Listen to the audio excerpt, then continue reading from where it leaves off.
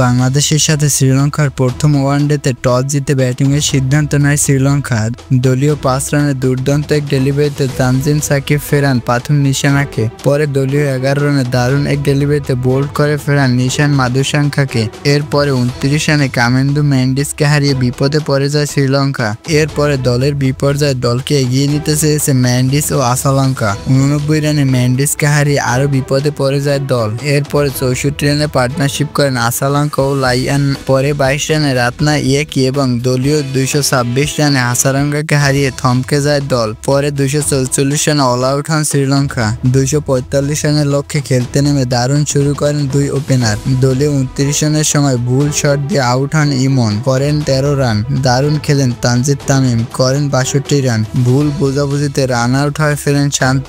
এরপরে জাকের আলী অনিক ছাড়া ২ অঙ্কের আগেই সবাই আউট হন ২ অঙ্কের আগেই। শ্রীলঙ্কার ২ বোলারই উড়িয়ে দেয় বাংলাদেশকে। হাসালঙ্কা ৭ ওভারে ১৩ রান নেন, ৩ উইকেট এবং কামেন্দু মেন্ডিস নেন ৩ উইকেট। এতেই ৭৭ রানে হারে বাংলাদেশ দল।